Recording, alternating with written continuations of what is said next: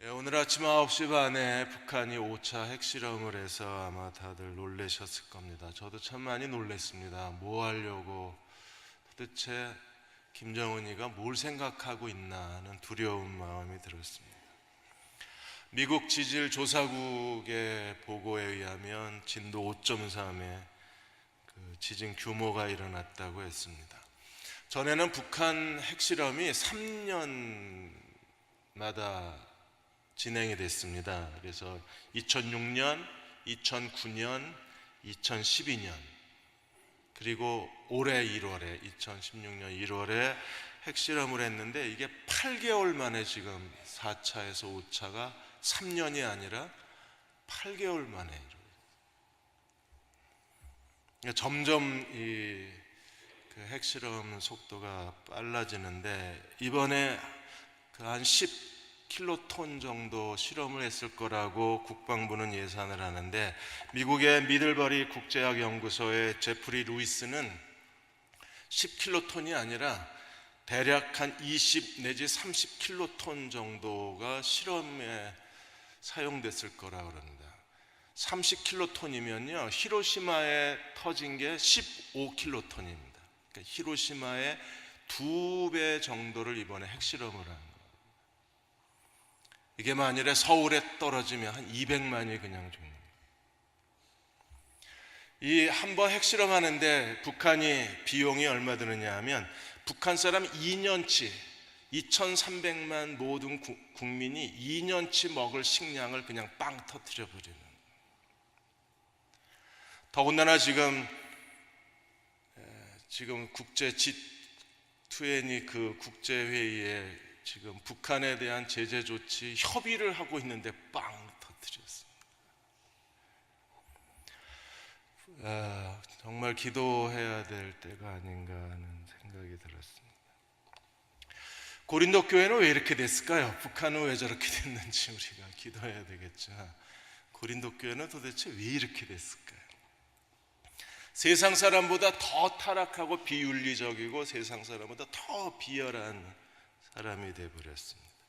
왜 이렇게 고린도 교회가 타락한 공동체가 됐는가? 오늘 6장에서 알지 못하느냐 5번이나 바울이 알지 못하느냐고 5번이나 소리를 질러요. 6장 2절에 너희가 알지 못하느냐, 6장 3절에 너희가 알지 못하느냐, 6장 15절에도 그리스도의 지체인 줄 알지 못하느냐, 그리고 16절에 그와 한 몸인 줄을 알지 못하느냐, 19절에 너희가 성령의 전인 줄을 알지 못하느냐. 결국에 성경에 대한 무지, 복음에 대한 무지, 하나님이 우리에게 어떤 구원을 주셨는가에 대한 무지가 결국 고린도 교회로 하여금 이런 엄청난 비극적인 교회를 만들어버리고 말았습니다. 세상 법정에 나아가서 문제를 제시하는 것부터가 이게 고린도 교회가 어떤 교회인가를 우리에게 보여주는 거예요. 제가 수요일날 설교하고 집에 돌아가는데 아내가 세상 법정 갈 일이 없는 교회가 됐으면 좋겠다 그러더라고요. 가는 게 옳으냐 안 가는 게 옳으냐가 아니라 아예 갈 일이 없는 교회, 누룩 없는 공동체, 그런 교회가 더 성숙한 게 아닐까요? 이미 세상 법정에 갔다는 건 거기 갔다는 것 자체가 이미 불의가 있는 거잖아요. 우리가 왜 이런 일을 겪어야 되는가에 대해서 이제 고린도 교회의 음행의 문제를 설명하는데, 음행의 문제를 우리가 제대로 이해하려면 우리가 인간의 구성이 무엇인가를 알아야 됩니다. 하나님이 사람을 창조하셨을 때 영과 혼과 육체, 이 세 3분설, 2분설, 3분설 지금도 논의가 많이 있는데, 일단 데살로니가 전서 5장 23절에 바울이 데살로니가 교회를 마지막으로 축복하면서 평강의 하나님이 친히 너희를 온전히 거룩하게 하시고 너희 온 영과 혼과 몸이 우리 주 예수 그리스도께서 강림하실 때 흠없게 보존되기를 원하노라. 영과 혼과 몸이 거룩해지고 그리스도가 오시는 날까지 흠없게 보존되기를 원하노라. 이게 데살로니가 교회를 향한 바울의 축복이었어요. 그래서 우리가 이 3분서를 가지고 영과 혼과 몸을 가지고 오늘 왜 육체 음행이 왜 이렇게 두려운 일인가를 같이 나누고자 합니다. 제가 이번 주에 잠언 복 있는 사람을 쓰고 있습니다. 다음 주가 추석 연휴라 이번 주에 원고를 넘겨야 돼서 정말 어렵습니다. 이게 욥기, 시편, 잠언, 그 다음에 아직도 2개가 더 남았어요. 전도서, 아가서. 이거 완전히 추상화예요. 다른 성경보다 거의 2배, 3배 시간이 더 들어가요. 잠언을 썼는데 잠언을 여러 번 설교를 했는데도 항상 잠언을 볼 때마다 놀라는 게 1장에서 8장까지는 음녀에 대해서 계속 나와요. 지혜 있는 자는 음녀를 피한다는 겁니다. 그럼 잠언 30장인데 그 중에 8장이 음녀에 대한 얘기예요.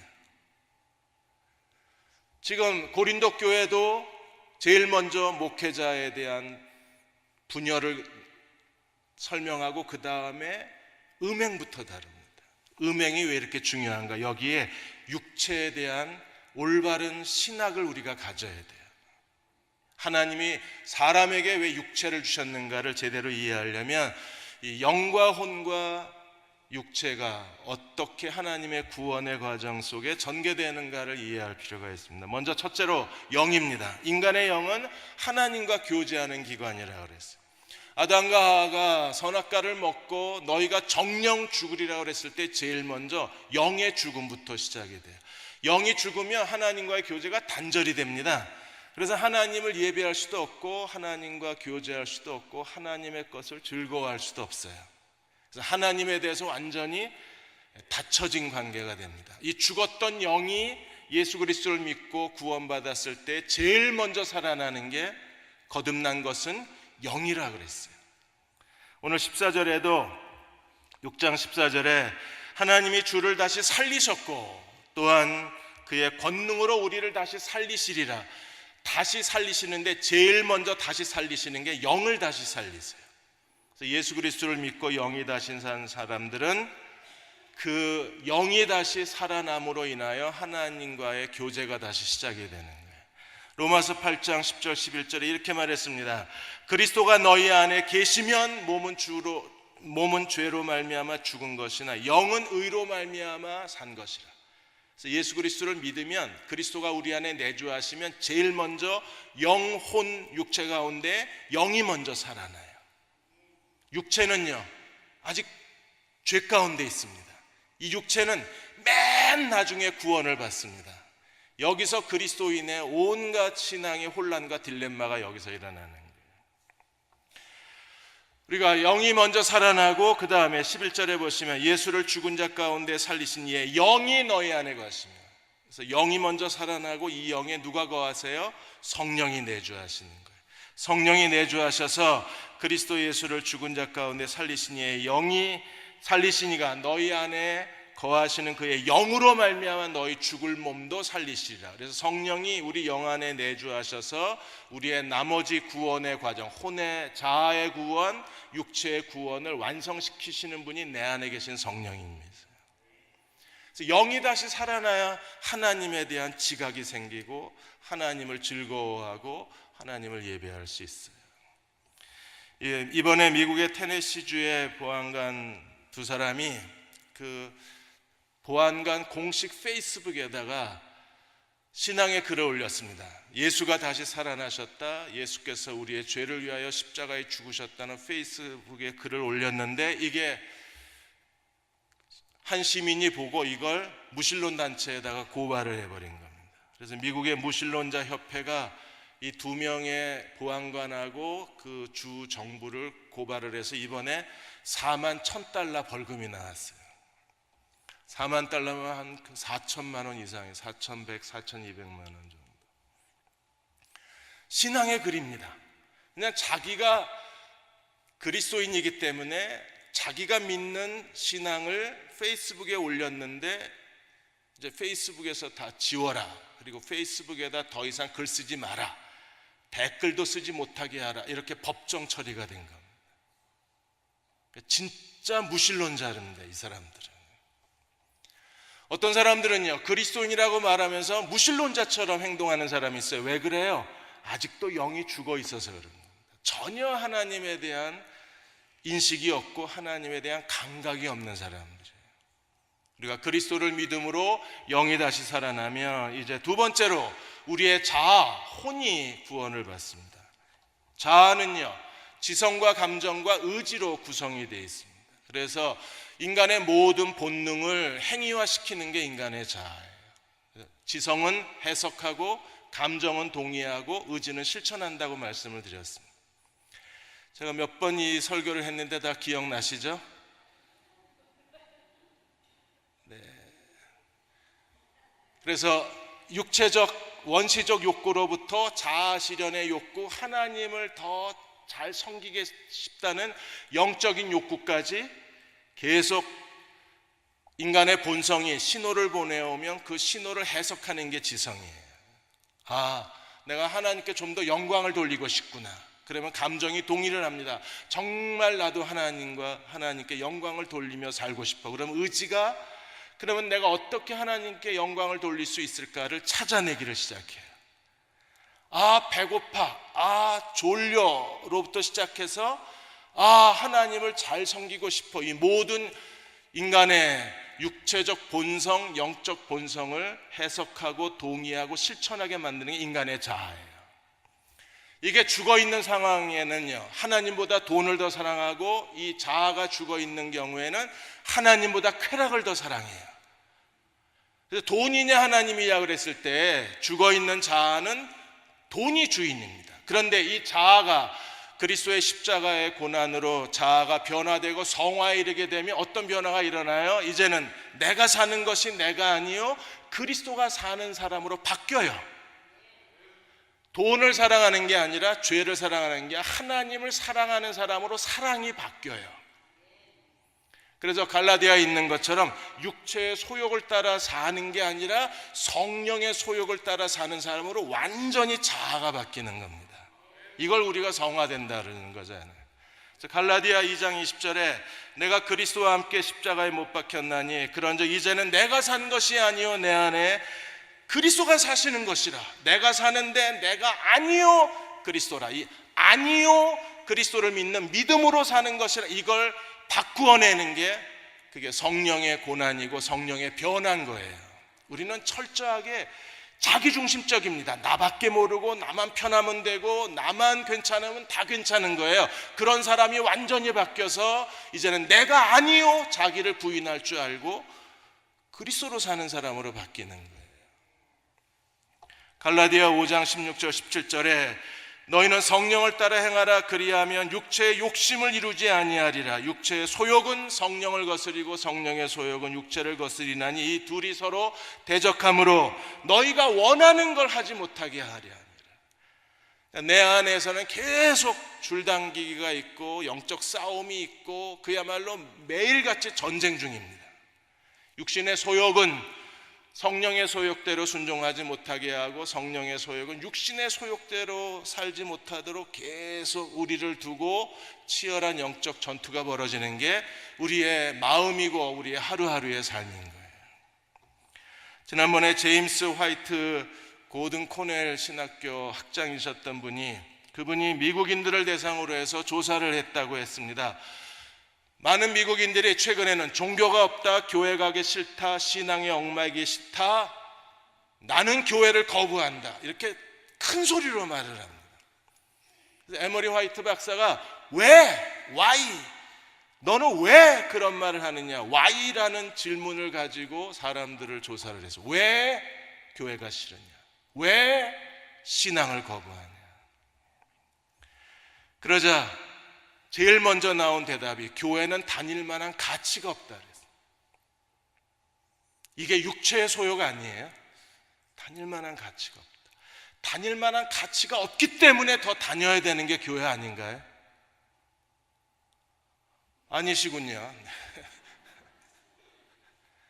다닐 만한 가치가 없기 때문에 우리가 더 책임을 지고 다녀야 되는 거 아니에요? 시간이 없다. 어떤 사람은 교회 문제가 너무 많아서 싫다. 그 문제를 해결해야 될 사람이 우리 아닌가요? 육체의 소욕은 할 수 있는 한 자기중심적입니다. 내가 왜 이런 데 얽매여서, 왜 내가 여기서 시간을 허비하고, 왜 내가 시끄럽게, 왜 내가 여기다가 에너지를 쏟고. 근데 성령의 소욕은요, 기꺼이 하나님께서 원하신다면 자기를 희생하고 자기를 포기하고 하나님의 뜻을 수종드는 게 성령의 소욕이잖아요. 이게 자아가 아직도 하나님 중심으로 바뀌어지지 않아서 우리는 여전히 육체의 소욕을 따라 사는 데 너무나 익숙해져 가는 거예요. 만일에 우리가 변화가 일어나면 어떤 사람이 되겠습니까? 고린도전서 1장 30절 31절에 고린도전서도 이걸 계속 말하고 있는 겁니다. 너희는 하나님께로부터 나서 그리스도 예수 안에 있고 예수는 하나님께로 나와서 우리의 지혜와 의로움과 거룩함과 구원함이 되셨으니 자랑하는 자는 자기를 자랑하지 말고 누구를 자랑하라? 주님을 자랑하라. 주님을 자랑할 줄 아는 사람이 자아가 변화된 사람이에요. 자기를 자랑하는 사람은요, 여전히 신앙의 여러 가지 헌신을 하고 예배를 드리고 그리스도를 따르는 것 같지만 그 사람은요, 철저하게 자기 중심입니다. 자기를 위한 거예요. 근데 어느 날 그게 깨져버리면 주님을 떠나는 거에 대해서 조금도 미련이 없습니다. 이런 사람이 완전히 바뀌어져서 이제 그리스도를 자랑하는 사람, 그리스도를 의지하고 그리스도만 높이고 오직 주님만을 섬기는데 자기의 전부를 쏟아 넣을 수 있는 사람이 자아가 변화된 사람인 거예요. 3장 1절에서 3절까지도 동일한 얘기를 우리에게 했습니다. 형제들아, 내가 신령한 자들을 대함과 같이 너희를 말할 수 없어서 육신에 속한 자 그리스도 안에서 어린아이를, 그리스도 안에서 어린아이는 누구예요? 여전히 육신의 소욕을 따라 살아가는 사람. 신령한 사람은요, 그리스도 안에서 성숙한 사람이 되는. 어린아이는 어떤 사람들입니까? 두 가지 특징이 있다 그랬죠. 하나는요, 3장 2절에 젖으로 먹이고 밥으로 아니하였노니 너희가 감당치 못하였음이거니와 지금도 못하리라. 그러니까 젖이나 먹어요. 예수 믿은 지 막 20년 30년이 됐는데 여전히 젖병 물고 다닙니다. 미제젖병. 이 사람들은요, 자아 변화가 전혀 아니라, 이게 첫 번째 특징이 젖만 먹지 단단한 음식을 못 먹습니다. 두 번째 특징은요, 사람을 따라 행해요. 육신을 따라 행해서 시기와 분쟁이 있으니 어찌 육신에 속하여 사람을 따라 행하며. 여전히 시기와 분쟁이 있는 거예요.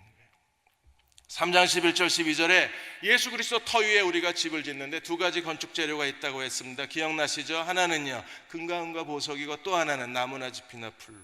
그래서 하나님이 어느 날 불로써 공력을 심판하시는데 정말 잘 탑니다. 뭐요? 사람을 육신의 소욕에 속한 나무나 짚이나 풀은요, 진짜 잘 탑니다.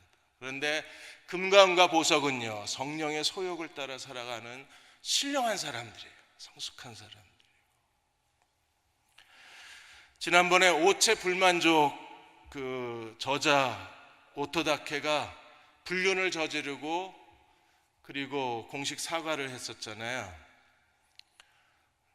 근데 그 아내가 그 사과한 뉴스 보셨습니까? 아내가 나와서 이렇게 얘기했습니다. 아내가 무리를 일으키고 폐를 끼쳐 죄송합니다. 남편이 그렇게 된 건 아내인 저에게도 일말의 책임이 있다고 생각합니다. 걱정 끼쳐서 죄송합니다.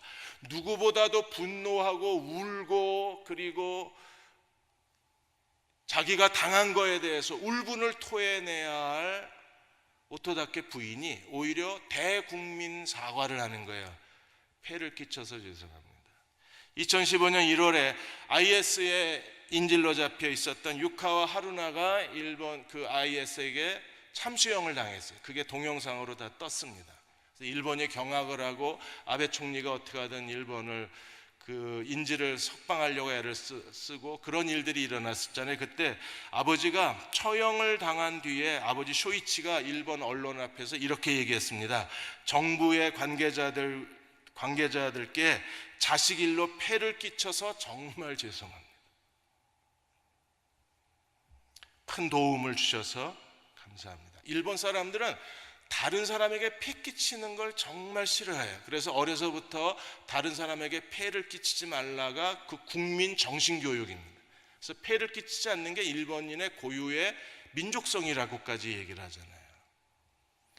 이게 굉장히 성숙해 보이는 겁니다. 저희들은요, 우리는 자기의 사소한 것만 건드려도 부르르 떨고 소리 지르고 난장판을 하는데, 일본 사람들은 그런 엄청난 피해를 당하고 고통을 당했는데도 나와서 죄송합니다, 폐를 끼쳐서 죄송합니다. 예수 그리스도를 모르는 일본 사람들이 그 육체의 소욕을 가지고도, 일본인의 어려서부터 교육을 가지고도 이런 민족을 만들어낼 수 있다면, 정말 진심으로 사과하는 민족을 만들어낼 수 있다면, 우리는요, 예수 그리스도를 믿고 성령이 우리 안에 내주하시는 데에 성숙한 인격을 만들어낼 수 없다. 이거 문제가 아닐까요? 그런 거에 대해서 우리가 더 사람들과의 관계 속에서 예의가 있고 교양이 있고 품위가 있어야 되는데, 우리는요, 여전히 세상 사람들하고 똑같이 반응을 하는 겁니다. 육신을 따라서 시기와 분쟁, 분노, 자기가 감정을 다 내쏟는 거에 대해서 너무나 익숙해져 있는 거예요. 이런 것들에 대해서 우리가 두려워할 필요가 있는 거예요. 고린도 교회는 어떤 교회였습니까? 오늘 6장 9절에서 10절에 불의한 자가 하나님 나라를 유업으로 받지 못할 줄을 알지 못하느냐? 미혹을 받지 말라. 음행하는 자나 우상 숭배하는 자나 간음하는 자나 탐색하는 자나 남색하는 자나 도적이나 탐욕을 부리는 자나 술 취한 자나 모욕하는 자나 속여 빼앗는 자들은 하나님 나라를 유업으로 받을 수 없다. 아예 하나님 나라에 들어가지 못하는 불의한 자들의 목록을 다 기록해 놓은 거예요. 이 사람들은요, 구원 못 받아서 그런 거야? 아니요. 11절에 너희 중에 이와 같은 자가 있더니 예수 그리스도의 이름과 우리 하나님의 성령 안에서 씻음과 거룩함과 의롭다 하심을 받았느니라. 이미 구원 받았는데도 여전히 그들이 이 불의한 하나님 나라에 들어갈 수 없는 사람의 인격과 삶을 사는 거예요. 이 사람들 왜 이랬을까요? 우리가 10절에 보시면 바울이 뭐라 그랬습니까? 12절에 모든 것이 가하나 유익한 것이 아니요 모든 것이 내게 가하나 내가 아무에게도 얽매이지 않는다. 이게 잘못된 그리스도인의 자유 사상 때문에 그래. 나는 자유다. 이미 예수 그리스도가 십자가에 죽으시고 우리의 모든 죄를 용서하시고 죄로부터 해방했기 때문에 너는 이제 어떻게 살아도 자유다.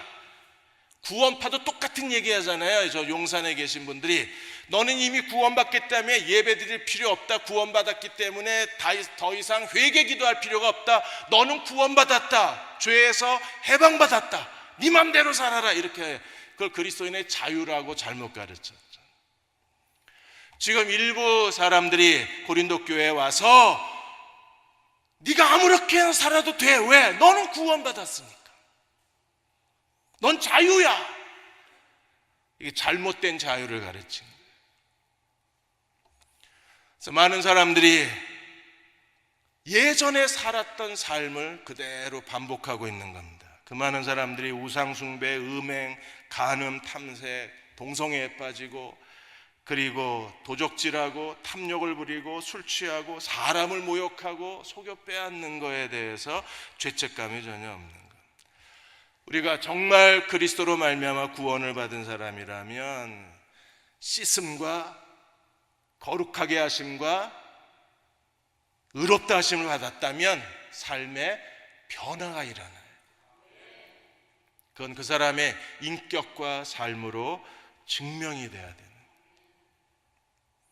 이번에 홍대 세교회 그 목사님이 한창 성 스캔들로 시끄러웠던 목사가 이번엔 또 뭐라 그랬느냐면 청년들이 애 안 나는 게 이유가 있다는 거예요. 배가 불러서 안 난다는 거예요.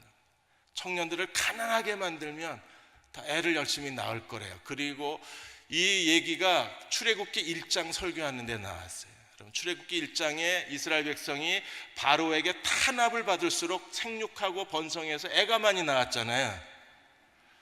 그러니까 청년들을 탄압해야 된다는 거예요. 가난해야 된다는 거예요. 이 인간들이 배가 고파야 애를 낳는다는 겁니다.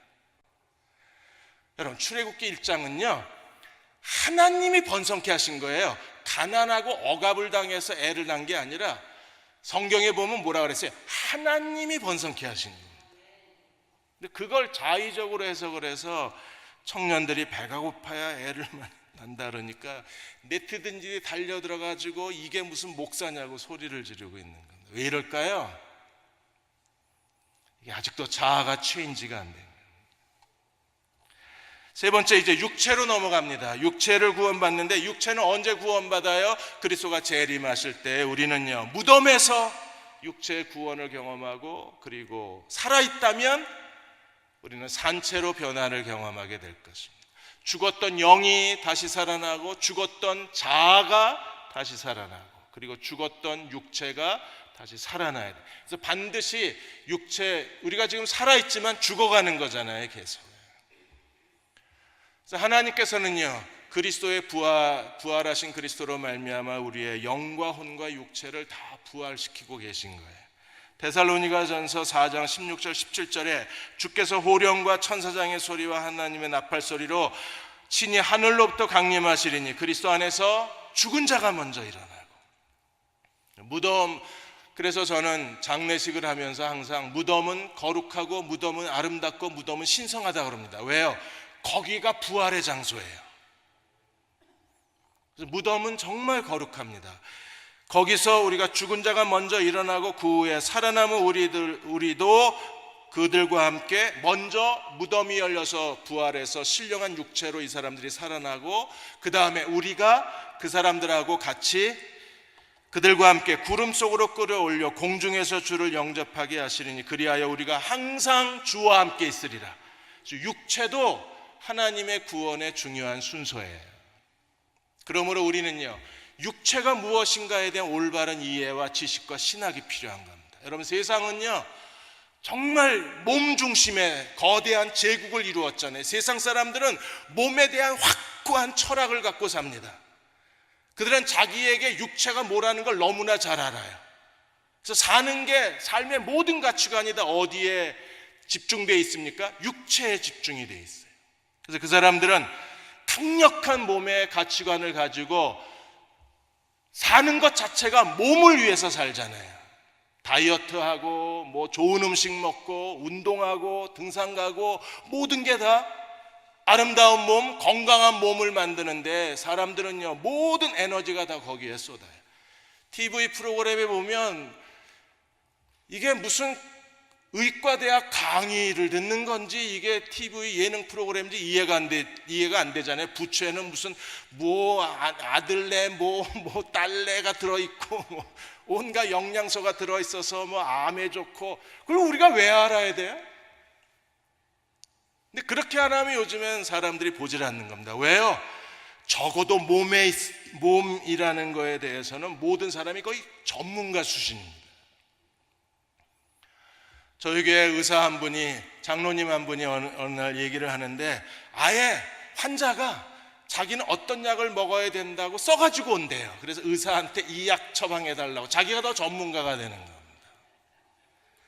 그러니까 성형, 다이어트, 운동, 음식, 의학, 건강 거의 준 전문가로 만들어놨어요. 이 세상이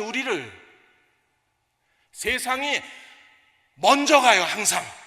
우리는요 육체에 아무 관심도 없고, 아니 오히려 그리스도인이 하나님 나라 가치관을 가지고 육체를 보는 게 아니라 세상적 가치관을 가지고 육체를 보는 거예요. 그래, 건강해야 돼, 아름다워야 돼, 뱃살 나오면 안 돼, 체중을 조절해야 돼, 거기에 모든 시간을 다 허비합니다. 여러분, 그냥 사셔도 돼요. 왜요? 부활하면요 무덤에 들어갔다 일단 다시 나오면요 완전히 여러분이 원하는 그런 몸으로 다 바뀝니다. 식스팩에다가 넓은 어깨에다가 적당한 키에다가 모든 몸의 노폐물이 다 빠지고 지방을 다 빼고 하나님이 정말 건강하고 아름답고 신령한 몸으로 다시 살게, 그날을 기다리며 그냥 사세요. 아멘까지. 그래서 오늘 본문에는요, 몸에 대한 5가지를 우리에게 가르쳐 주고 있어요. 몸의 목적이 무엇인지, 그리고 이 몸이 결국에는 어떻게 되냐, 썩어서 없어지는 게 아니라 그리스도와 함께 부활하는 것까지 다 가르치면서 이렇게 얘기했습니다. 13절에 왜 우리에게 몸을 주셨는가? 13절에 음식은 배를 위하여 있고 배는 음식을 위하여 있으나 하나님이 이것저것을 다 폐하시리라. 몸은 음란을 위해서 있는 게 아니라 몸은 누구를 위해서 있어요? 주를 위해서 있는 겁니다. 이게 우리의 기본적 철학이어야 되는데 몸은 음란을 위해서 있어요. 왜요? 왜 건강하고 아름다운 몸을 만듭니까? 그래야 더 쾌락을 누릴 수 있으니까. 쾌락이라고 하는 최종적인 목적이 없다면 사람이 그렇게 몸에 열광하지는 않을 거예요. 단순히 건강을 위한 게 아니라 건강 그 뒤에는요, 쾌락이 있는 겁니다. 육체를 가지고 즐길 수 있는 쾌락이 육체의 목적이 돼버린 거예요. 그게 세상입니다. 그런데 그리스도인이 동일한 육체의 가치관을 갖고 살면 이건 잘못된 거예요. 우리의 육체는요, 주님을 위한 겁니다. 쾌락을 위한 게 아니라 주님을 위한 거예요. 하나님이 우리의 육체의 목적을 갖고 계신데 그 목적은요, 음행을 위한 것이 아니라 주님을 위한 것이고, 최종적으로 무엇을 위한 겁니까? 14절에 부활에 이르게 되는 거예요.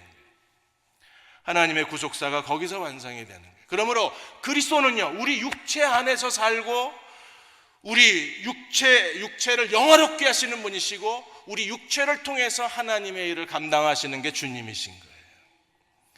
요한복음 6장 40절에 예수님 뭐라고 그러셨습니까? 내 아버지의 뜻은 아들을 보고 믿는 자마다 영생을 얻는 이것이니 마지막 날 내가 다시 살리리라. 왜 음행을 거부해야 됩니까? 여러분, 음행이라는 것이 우리가 이 하나님이 사람에게 왜 성을 주셨나? 19금입니다. 19세 미만은 귀를 막아주십시오. 하나님이 왜 사람에게 성을 주셨나? 이 성을 주신 목적을 알아야 돼요. 그걸 설명한 게 이제 15절에 19절입니다. 너희 몸이 그리스도의 지체인 줄 알지 못하느냐? 내가 그리스도의 지체를 가지고 창녀의 지체를 만들겠느냐? 우리 몸이 그리스도의 지체입니다. 그렇게 믿으십니까? 하나님의 성령 안에서 우리를 그리스도의 몸의 지체로 만들었으니까 우리가 그리스도의 몸의 지체라면 우리 육체가 그리스도의 몸의 지체인 거예요. 주님의 육신의 한 부분인 거예요. 거룩하고 주님의 육신의 한 부분입니다. 우리는 신령합니다. 우리 육체는 거룩하고 신령한 거예요. 그런데 창기의 지체를 만들다니 이게 무슨 뜻입니까? 여기에 하나님이 성을 주신 목적이 있는 거예요. 여러분, 창세기 2장 24절에 뭐라 그랬어요? 남자가 부모를 떠나 여자와 합하여 한 몸이 되라. 성은 두 존재를 연합시키는 힘이 있어요. 비밀이 있어요. 에베소 3장에도 똑같이, 에베소 5장에도 동일하게 얘기했습니다. 5장 31절 32절에 그러므로 사람이 부모를 떠나 아내와 합하여 둘이 한 육체가 됐지니 이 비밀이 크도다. 내가 그리스도와 교회에 대해서 말한다. 남자와 여자가 같이 성적으로 하나가 되는 순간에 어떤 일이 일어나요? 한 몸이 돼요. 우리는 그리스도를 믿고 성령 안에서 그리스도와 한 몸이 됐어요. 그리스도와 한 몸이 된 그리스도의 지체를 가지고 우리가 창녀와 더불어 성적 관계를 가지면 창녀와 하나가 되는 거예요. 창녀의 몸이 되는 겁니다. 성이라는 걸 우리가 단순히 쾌락의 도구로만 생각하는, 이게 세상이잖아요. 이게 죄잖아요. 이게 하나님이 저주받은 세상이잖아요. 성은요, 그냥 쾌락의 도구가 아니라 성은 두 존재를 하나로 연합시키는 강력한 하나님의 비밀인 거예요. 그래서 음행하면 둘이 한 몸이 돼버리는 거예요. 그래서 16절에 창녀와 합하는 자는 그와 한 몸인 줄을 알지 못하느냐? 일렀으되 둘이 한 육체가 된다 하였느니라. 바울도 여기서 동일한 얘기를 반복하고 있는 겁니다. 그래서 17절에 주와 합하는 자는 어떻게 돼요? 한 영이 되는 거예요. 우리는 그냥 쾌락을 얻을 수 있는 그 기회를 놓치지 않으려고 사람들이 그냥 쾌락에 끌려다니잖아요. 심지어 검사, 판사, 목사가 에스컬레이터에서 여자 치마 밑 촬영하다가 망신을 당하고, 이런 일이 왜 일어납니까? 육체에 하나님이 우리에게 육체를 주신 근본적인 목적을 잃어버린 겁니다. 쾌락을 위한 게 아니라 주님을 위한 거라는 사실을 잊어버린 거예요. 이게 첫 번째 이유입니다. 성이라는 것은 사람을 둘을 하나의 육체로 만들어낸 하나님의 비밀이에요. 이게 첫 번째입니다. 두 번째는요, 성이라는 것은요, 음행은 다른 죄는 다 몸 밖에 있는데 음행은요, 몸을 갖고 짓는 죄예요. 그래서 18절에 음행을 피하라. 사람이 범하는 죄마다 몸 밖에 있거니와 음행하는 자는 자기 육체의 죄를 범하는 거예요. 그럼 이 육체를 죄를 범하면 안 되는 이유가 어디 있습니까? 가장 중요한 이유가 두 가지가 뭐예요? 하나는 우리의 육체는 하나님의 성령의 전이라는 것. 이 성령의 전을 가지고 그 육체를 가지고 죄를 지을 수 있어요. 그래서 19절에 너희 몸은 너희가 하나님께로부터 받은 바 너희 가운데 계신 성령의 전인 줄 알지 못하느냐?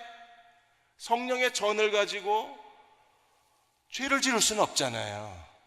그 다음에 또 다른 사실이 뭐가 있습니까? 너희는 너희 자신의 것이 아니라 값으로 산 것이 되었으니 그런즉 너희 몸으로 하나님께 영광을 돌려라. 내게 아니래요. 하나님의 거래요. 우리는 하나님의 것을 가지고 음행하면 그게 하나님의 것을 더럽히는 게 되잖아요. 우리가 왜 음행의 죄를 지으면 안 되는가? 첫째 이유가 뭐라 그랬습니까? 하나님이 인간에게 성을 주신 것은 두 사람을 하나로 만드는 연합의 비밀이 있다 그랬어요. 그리고 여기서 교회의 비밀이 나온 거예요. 서로 몸과 지체의 관계가 되는 겁니다. 두 번째 이유는 우리가 왜 음행의 죄를 지으면 안 됩니까? 음행은 몸으로 짓는 죄입니다. 왜 몸으로 죄를 지으면 어때서요? 이 몸은 두 가지 중요한 사실이 있다 그래서 하나는요, 하나님의 성전이고 또 하나는 하나님의 거예요. 그래서 몸으로 쾌락을 쫓는 게 아니라 어떻게 해야 돼요? 몸을 가지고 하나님의 영광을 구해야 되는 거예요. 헬스클럽 열심히 다니십시오. 하나님의 성전이니까 열심히 운동을 해야 합니다. 그 다음에 성적 순결을 가지셔야 돼요. 부부가 서로 행복하게 오래 행복하게 사는 게 참 중요한 거예요.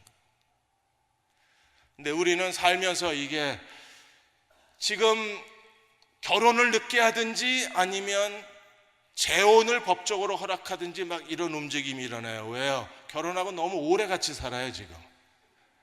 그러니까 인간의 한계 바깥까지 사는 거예요. 이게 20대 결혼해서 60대 다 죽어야 되는데 이게 60대 너머를 사는 60대가 청춘이랍니다. 이제 청춘이 됐으니까 그래서 청춘에 다시 결혼을 해야지 결혼 생활이 유지가 되지 인간의 능력 바깥이 60대가 돼버린 거예요. 이런 얘기까지 지금 나오는 겁니다.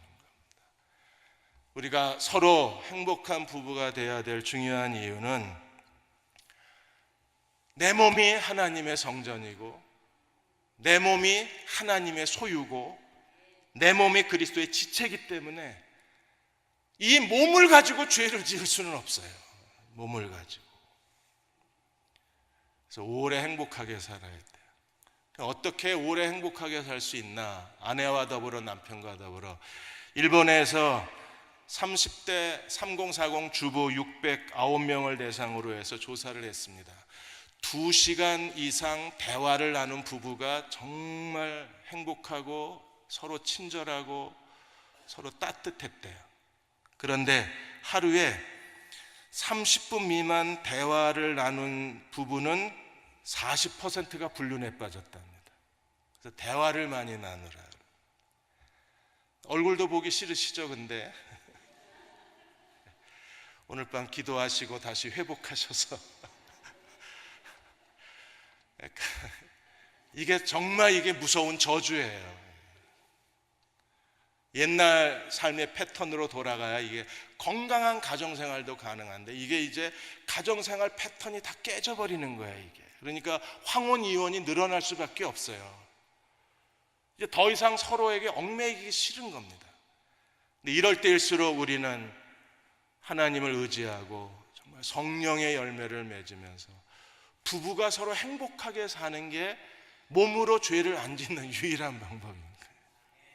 그리고 몸으로 죄를 안 짓는 또 다른 방법이, 지난주에 1부 예배 때는 제가 예화를 했는데 2, 3부 때는 안 해드렸어요.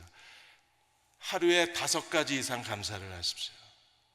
그래서 울산에 KPX 케미칼에 근무하고 있는 신세기 사원이 신문에 칼럼을 하나 썼는데 자기는 하루에 80가지를 감사한대요.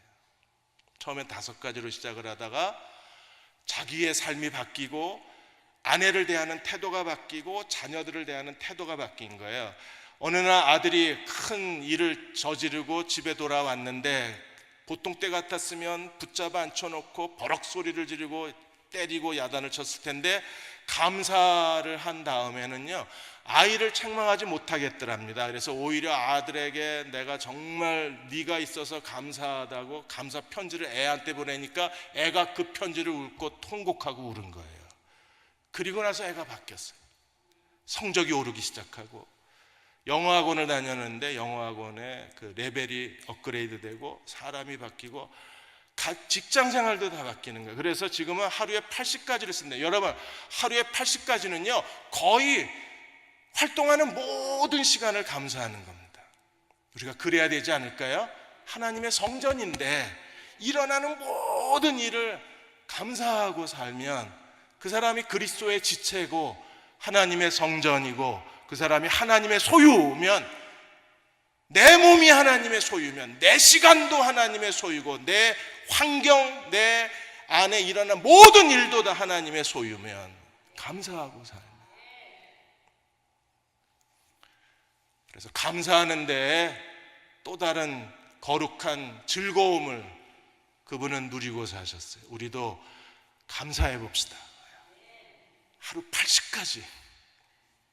이번 복 있는 사람에는 일주일에 한 번 설교 노트에다가 하루에 5가지 하라 그러면 다 놀래서 다른 교회로 옮기실까 봐, 그래서 일주일에 한 번만 5가지, 하루에 하나만 찾으면 돼요. 감사를 쓰자고 거기에 해놨습니다. 여러분들이 한번 해보십시오. 그러면 내 몸이 하나님의 성전인 걸 느낄 수 있어요. 그렇게 한번 해보세요. 내가 그리스도의 몸의 지체라는 걸 확인하게 됩니다. 그러면 주변이 다 바뀌는 거예요. 하나님이 다 바꿔주시고 영광스럽게 해주시고 기도하는 모든 게 다 응답될 수밖에 없어요. 왜요? 그리스도의 지체니까. 그 놀라운 은혜를 체험하시는 저와 여러분이 되시기를 주의 이름으로 축원합니다. 기도하겠습니다.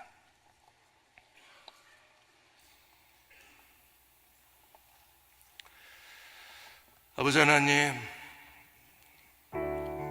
우리는 죄 때문에 육체에 대해서 경계심을 갖고 육체를 학대하고 금욕주의적 삶의 태도를 갖고 삽니다. 하나 육체에 대한 바른 신학을 갖게 하여 주시고, 자기 자신을 쳐다보며 내가 하나님의 성전이요, 나를 쳐다보며 내가 하나님의 그리스도의 지체요, 자기 자신을 쳐다보며 내가 하나님의 소유된 하나님의 자녀라는 사실을 일깨우며 몸으로 하나님께 영광을 돌리는 그리스도의 종들이 되게 하여 주옵소서. 이 밤에 우리가 함께 찬양하고 기도할 때 성령님 하늘을 여시고 우리에게 충만히 임하여 주시고 우리에게 기름 부어 주옵소서. 예수님의 이름으로 간절히 기도하옵나이다. 아멘.